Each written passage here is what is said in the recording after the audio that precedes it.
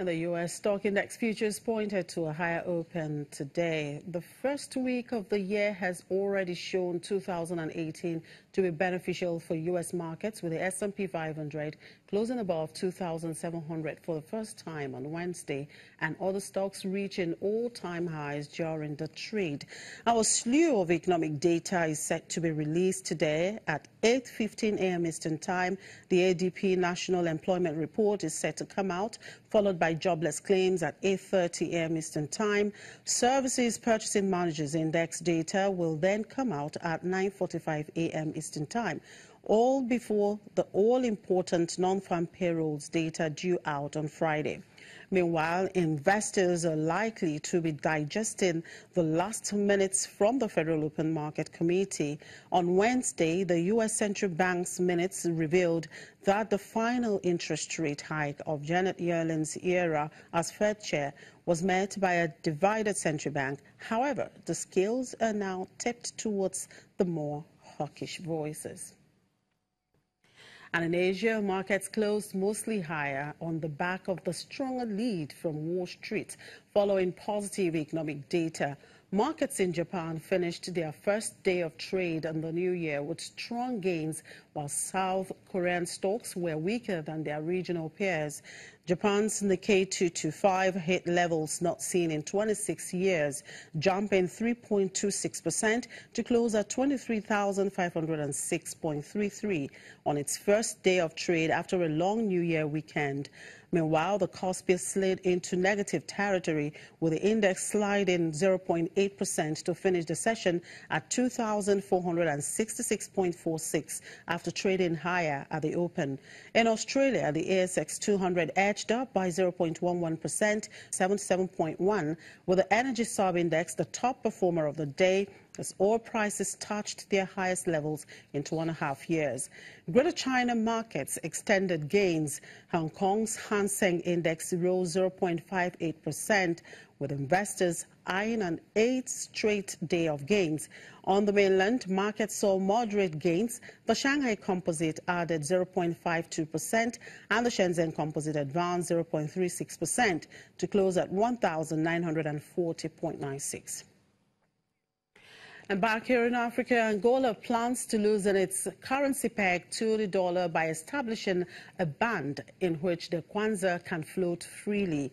Angola has been struggling to cope with lower crude prices since mid-2014, which led to zero economic growth in 2016 and resulted in a sharp drop in the country's foreign currency reserves. The kwanza is currently pegged at around 166 per dollar, but trades at more than 400 per dollar in the black market. The more liberal currency regime comes just 4 months after President João Lourenço replaced José Eduardo dos Santos at the helm of Africa's second biggest oil producer. The central bank governor says while the central bank won't make the range public, it will intervene with corrective measures if the kwanza floats outside that range. The float will start before the end of this first quarter.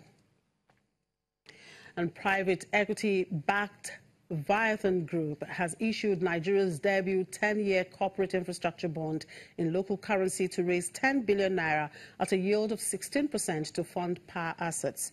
Viathan, owned by Synergy Private Equity, develops and operates off-grid power solutions in Nigeria. It issued the bond backed by InfraCredit, a AAA-rated credit facility set up by Nigeria's Sovereign Wealth Fund and Garantco. Synergy has committed capital of over $100 million and has invested in 10 companies in Nigeria and Ghana. Viathan provides power solutions for government, households and businesses in Nigeria using natural gas as fuel. The bond issue stretches the yield curve for corporates in Nigeria to 10 years, extending maturity for businesses in a country dominated by short-term bank loans. High interest rates have dogged new corporate issues for years.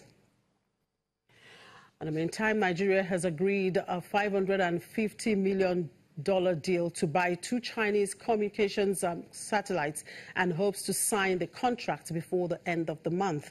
The communication minister at the Shitu said China, Exim Bank and the manufacturer China Great Wall have agreed to pay for the new satellite after Nigeria renegotiated an earlier deal that had required it to cover 15% of the costs. The satellites will be launched after a 2-year production period, starting from when the paperwork is signed. According to the minister, the funds were not a loan, but the Chinese company will take an equity stake in SATCOM, a limited liability company owned by the Nigerian government and responsible for managing satellite communications.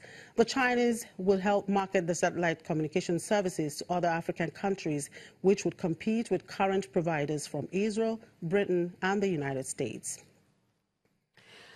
Still in Nigeria, the central bank's purchasing managers index increased to 59.3 reading in December from 55.9 in November 2017.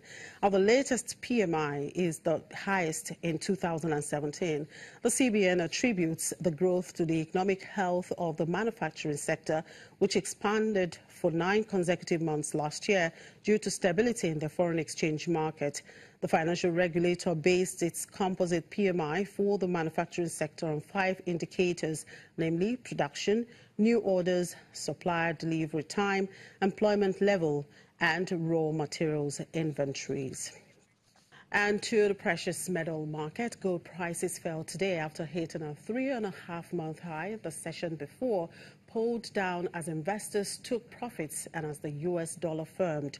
Spot gold was down 0.4%. U.S. gold futures dropped 0.8% to $1,307.80 an ounce. Spot gold marked its highest since September 15 at $1,321 on Wednesday, but then dropped as the dollar recovered from over 3 months' lows. It fell further after minutes from the Federal Reserve's December policy boosted expectations for more U.S. interest rate hikes. In other precious metals, spot silver fell 0.8% to $16.99 an ounce after hitting a 6-week high on Wednesday at $17.24. Spot platinum was down over 1% and spot palladium dropped 0.2%. And that's it on the program. Thank you very much for watching. I'm Chimeze Obi Iwagu.